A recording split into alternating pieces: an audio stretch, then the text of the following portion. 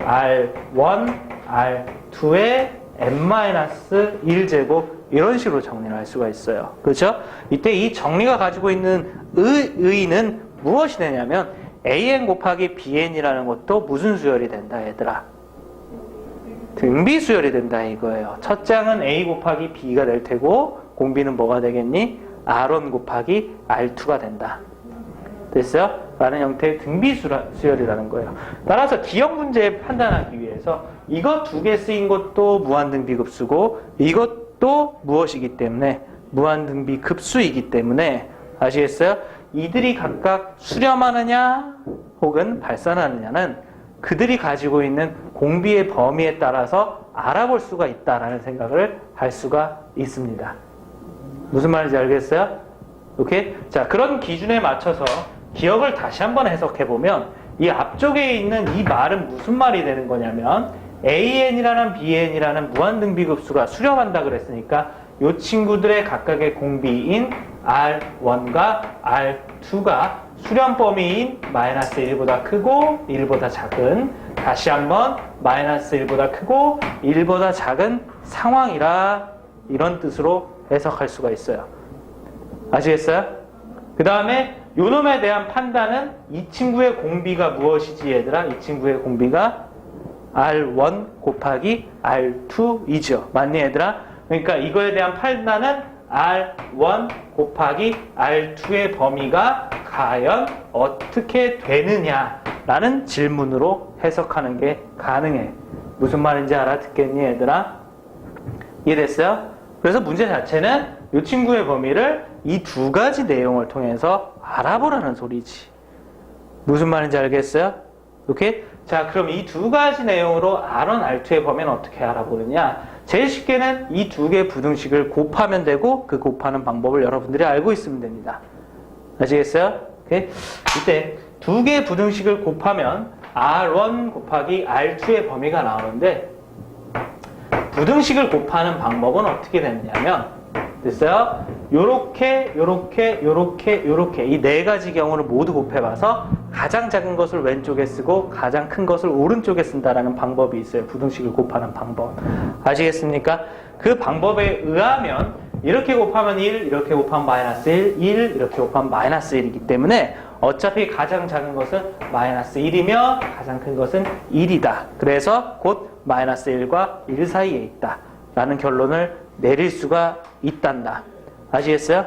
그 얘기는 곧 우리가 판단하려고 하는 이 무한등비급수의 공비가 -1과 1 사이에 있다라는 의미가 되지요. 맞니? 그러니까 기억. 수렴한다라는 말은 맞는 말이겠어? 틀린 말이겠어? 그렇지. 맞는 말이겠죠. 오케이? 그래서 기억이 판단이 됩니다. 알겠니? 알겠어요? 자, 이런 식으로 우리가 문제를 풀 수 있는 것은 너희들이 판단해야 되는 대상이 무한등비급수라는 것을 알고 있기 때문에 이런 식으로 풀어가는 거야. 무슨 말인지 알겠어?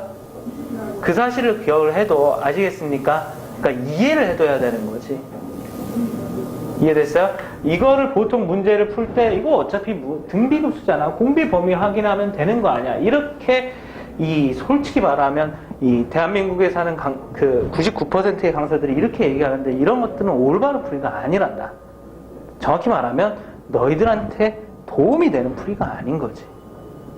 그지? 너희들은 왜 이걸 공비의 범위를 확인해야 되느냐라는 것을 이해를 해야지 비슷한 문제에 적용을 해볼 수 있을 거 아니야. 그렇지 않니 얘들아? 오케이? 그러니까 선생님 말하는 걸 잘 들으시라 이렇게 얘기하고 있는 거예요. 알겠어요? 오케이? 그 다음에 두 번째, 무한등비급수 AN과 BN이 발산한다 그랬어요. 그쵸? 리미트 AN 더하기 BN이 0이 아니다. 이렇게 되고 있습니다. 그치? 자, 요걸 판단해 보라고 하고 있는 거예요. 됐죠? 자, 이 부분에 대한 판단에 있어서 자, 일단 진구랑 수업을 들은 학생들 중에서는 여러분들 요 AN하고 BN이 발산하면 일반항의 극한이 어떻게 되느냐라는 흐름의 문제이기 때문에 선생님이 그 중요하다라는 그 명제가 떠오를 겁니다. 맞죠? 무한급수가 수렴하면 일반항의 극한이 얼마이다? 0이다. 이 명제가 떠오를 거예요. 근데 반드시 한켠에 기억해야 되는 것은 무엇이냐면 그 그 외의 경우 무한급수가 수렴하면 일반항의 극한이 0이긴 하지만 반대 발산한다라고 해서 일반항의 극한이 꼭 0이 아니어야 된다라고 얘기할 수는 없어요. 아시겠어요? 발산을 하고 있지만 일반항의 극한이 얼마일 때도 있다라는 소리냐면 0일 때도 있다라는 소리예요. 무슨 말인지 알겠어요? 오케이? 그러니까 얘를 통해서 그 명제를 적용해 보면 AN의 극한은 0이거나 아니거나 이렇게 됩니다. BN의 극한도 0이거나 아니거나 이렇게 되지요. 그렇기 때문에 얘들아, 그렇기 때문에 되셨어요? 오케이? 그렇기 때문에 요거 자체가 맞는지 아닌지는 판단하기가 어렵게 돼. 무슨 말인지 알겠어요? 그냥 0이 아니다 이렇게 결론이 나오면 0이 아닌 거 두 개 합쳤기 때문에 0이 아니다 이렇게 말하는데 굉장히 좀 자연스럽게 느껴질지 모르겠지만 말 그대로 0이거나 아니거나 이렇게 되는 상황이잖아. 그러니 얘들아?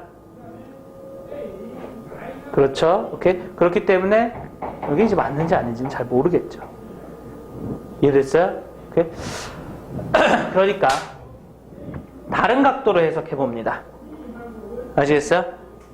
다른 각도로 우리가 해석해 볼 수 있는 이유는 무엇이냐면 이 각각의 무한급수가 뭐라고 되어 있기 때문에 무한 등비급수라고 되어 있기 때문에 발산하기 위해서는 각각의 공비 됐어요? 이 친구의 공비를 R1이라고 할게. 이 친구의 공비를 R2라고 할게.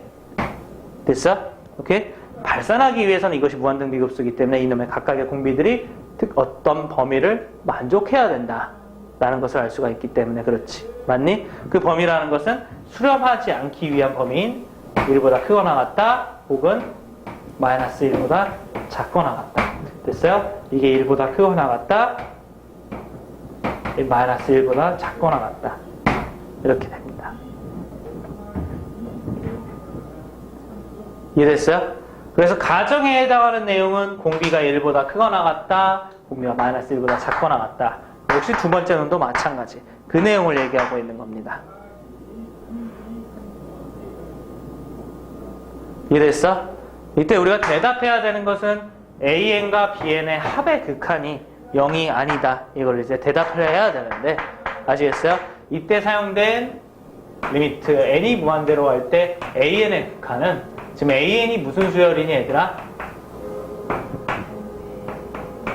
등비수열. 그래서 A 곱하기 R1의 n-1 이런 식으로 이제 정리가 되는 형태이고 아시겠어요? 오케이? 보이는 대로 여기 R1 자체가 됐어요. R1 자체가 어떤 범위를 가지고 있기 때문에 1보다 크거나 같다, 마이너스 1보다 작거나 같다 이런 범위를 가지고 있기 때문에 요놈의 극한은 됐어요? 크게 세 종류의 것이 가능해요. 무엇이니? 공비가 1보다 크고 공비가 마이너스 1보다 작을 때 무한대가 되는 경우와 공비가 1일 때 나타나는 1이 되는 경우와 됐어요? 공비가 마이너스 1일 때 나타나는 무엇이지? 진동하는 경우 이런 세 가지 상황이 가능하다 이런 얘기예요. 무슨 말인지 알아듣겠니 얘들아? 역시 마찬가지로 리미트 n이 무한대로 갈 때 누구? bn의 극한도 어떻게 정리가 되는 거니 얘들아? 리미트 n이 무한대로 갈 때 b 곱하기 공b의 n-1제곱 이때 R2도 1보다 크거나 같다 R2도 마이너스 1보다 작거나 같다 이런 범위에 있기 때문에 요거의 극한도 어떻게 되느냐 진동하거나 발산하거나 1이 되거나 진동하는 경우가 있다라는 것을 알 수가 있어요. 이해됐죠? 자, 이 나타날 수 있는 상황은 각각 이런 세 가지 상황들입니다. 아시겠습니까? 이때 이 세 가지 상황들에 대해서 그들을 더한 것이 항상 0이 아닌 값이 나타나느냐 이렇게 얘기하고 있는 게 니은 문장이에요. 아시겠어요? 오케이? 그렇다라고 하면 우리는 무슨 생각을 할 수 있냐면 대다수 0이 아닌 상황들이 나타나네요. 여기가 무한대가 되고 여기가 무한대가 된다라고 하면 그들을 더한 것도 무한대가 되고 그건 분명히 0이 아니죠. 그리고 얘가 무한대가 되고 얘가 1이 된다라고 하면 요거는 무한대 플러스 1의 극한의 형태가 되는 거고 그것도 결론은 무한대니까 0이 아니죠. 무슨 말인지 알겠니?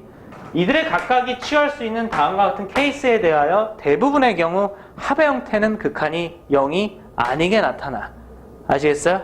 하지만 우리가 굉장히 조심스러워야 될 부분이 있는데 이 진동하고 진동하는 경우에 대해서는 우리가 확신할 수가 없고 그들은 0이 될 가능성도 있다라는 거야. 무슨 말인지 알겠니? 오케이? 그래서 선생님이 그 발레를 보여주고 틀렸다는 것을 확인해 보도록 합시다. 그 발레는 무엇이냐?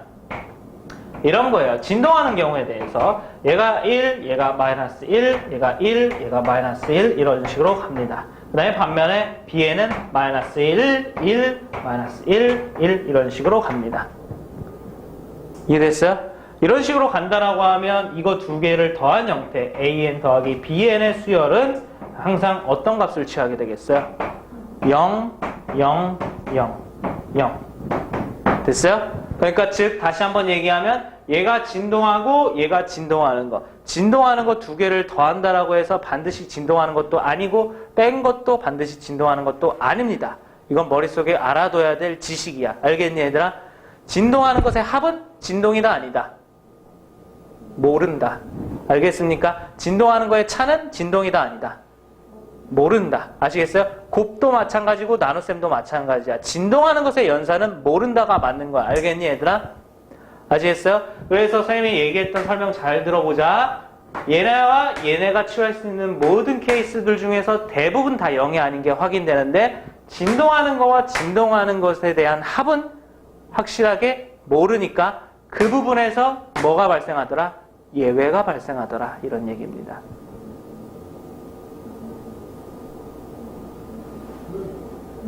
무슨 말인지 알겠니? 오케이? 그래서 니은이 맞는 거니 틀리는 거니? 틀리는 겁니다. 아시겠어요? 여기 나올 수도 있잖아요. 우리가 찾고자 하는 것은 뭐야? 수학에서 옳은 것을 판단하는 기준은 뭐니? 항상 옳은 것. 0이 나올 수도 있는 건 사실이지만 0이 안 나올 수도 있으니까. 아, 0이 나올 수도 있지 않냐고? 0이 나왔잖아. 그래서 안 된다 이거야. 선생님 지금 질문 잘못 내렸는데? 응?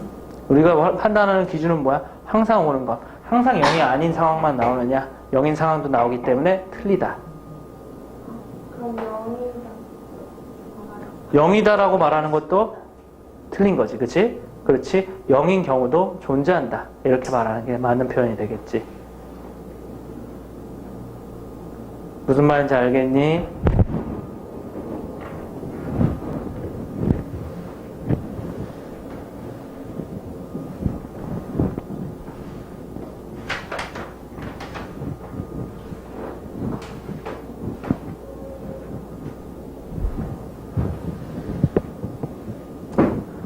디귿을 보도록 합시다. 디귿.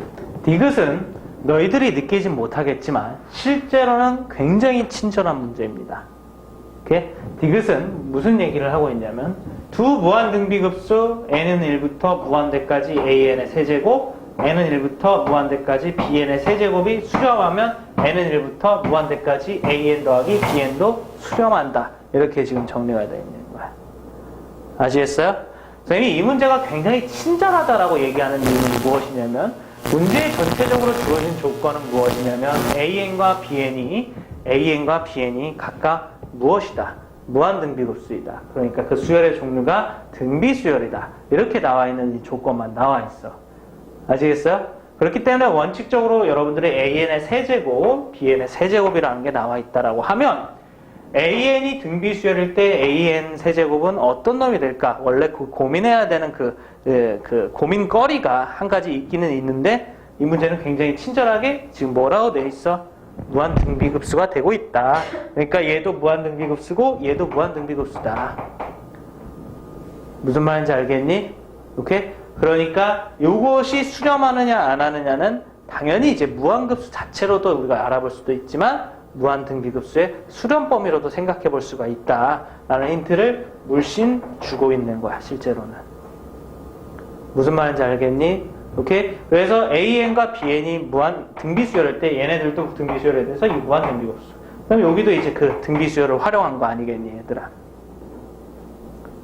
무슨 말인지 알겠어? 오케이? 그러니까 디귿을 해석하는 것에는 그들의 각각 공비의 범위로도 해석하는 것이 가능하다 이런 얘기야. 이해됐어요? 오케이? 그런 해석도 가능하다 이거야. 잘 생각해 보도록 합시다. an 자체를요.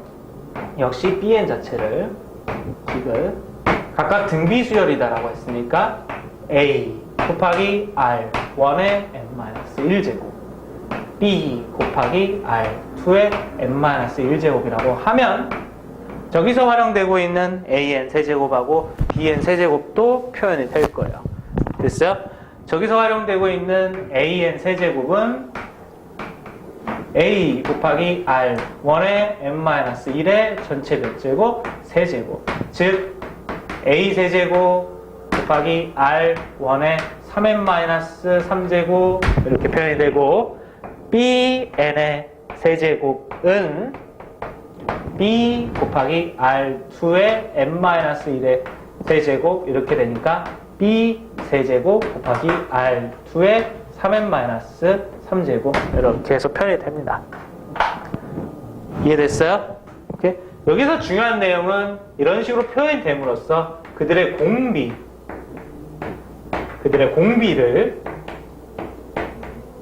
우리가 초기에 세팅한 요놈들을 이용해서 여기에 사용된 문자들을 이용해서 표현할 수가 있다는 소리인데 이 친구의 공비는 뭐가 되니 얘들아?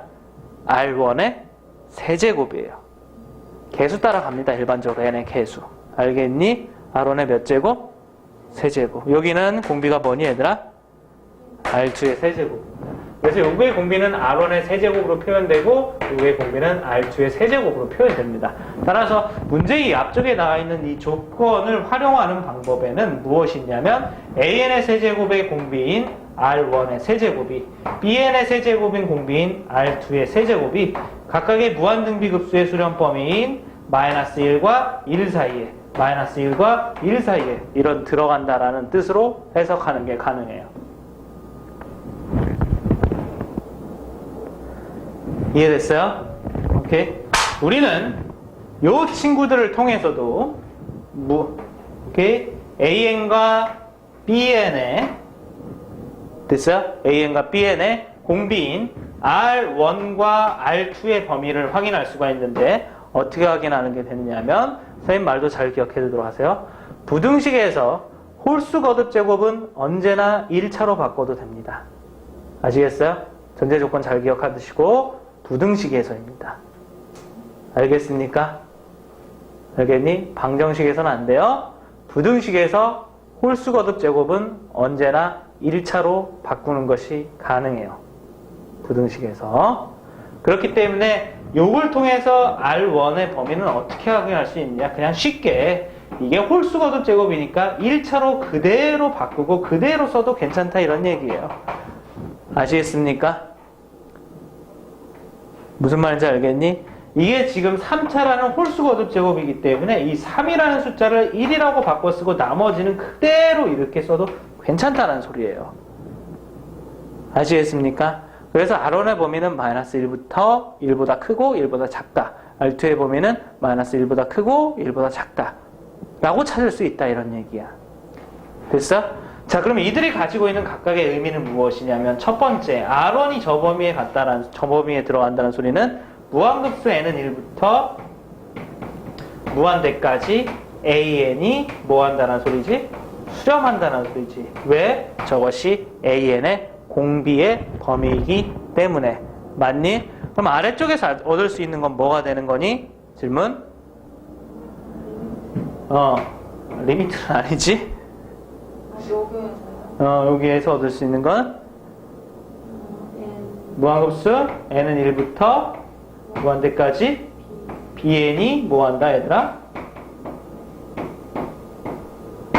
수렴한다 이런 얘기가 되는 거겠지. 그치? 이때 우리가 판단할 대상을 보면서 무슨 생각을 할 수 있냐면 우리가 판단할 대상은 그때 AN의 무한급수하고 BN의 무한급수에 뭘로 이루어져 있어? 합으로 이루어져 있지. 맞니? 됐지? 그러니까 그 친구 무한급수 n은 1부터 무한대까지 AN 플러스 BN은 오케이? 반드시 수렴한다라고 얘기를 할 수가 있어. 왜 그래? 이것은 다시 무한급수의 성질로 돌아가서 각각이 수렴하면 따로 쓰면서 그들이 수렴값이다 이렇게 얘기할 수 있기 때문에 그렇지. 기억나니 얘들아? 무슨 말인지 알겠어? 오케이? 왜 그렇다고? 각각이 수렴하고 있기 때문에 그렇다 이거지. 각각이 수렴하면 그들의 적어도 합도는 차까지는 무한급수의 성질에 의해서 확실히 수렴한다라고 얘기할 수 있는 거야. 곱하고 나눗셈은 모른다 이렇게 얘기하는 게 맞는 거고. 아시겠어요? 무슨 말인지 알겠니 얘들아? 됐어요.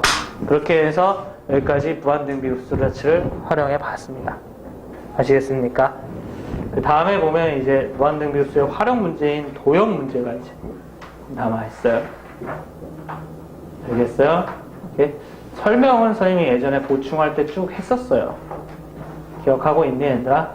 이렇게 그래서 조금 쉬었다가 중간중간에 필요한 문제를 몇 개 풀어보는 형태로 진행을 하고 드디어 수원을 마무리하도록 합시다.